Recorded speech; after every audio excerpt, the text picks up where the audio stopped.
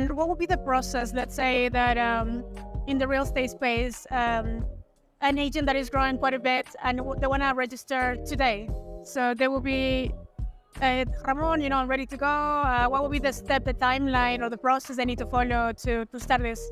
Yeah, you can register whether you have already started using it in commerce, or if you have a good faith intention to start over the course of the next 3 years, right? Yes, you have the intention of beginning to use that mark, then you can go ahead and file an application. In the US, you can file an application for the registration of your trademark, but the government is not going to issue the registration and give you the final document that gives you rights until you can actually prove that it is in use.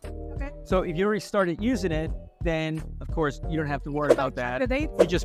You go back to not the date of application, but the date of first use. Okay. You get exclusivity as of that date. Okay. Okay, so you get priority to that date, and the process will always depend on any potential objections on the part of the United States Trademark Office, Patent and Trademark Office, USPTO.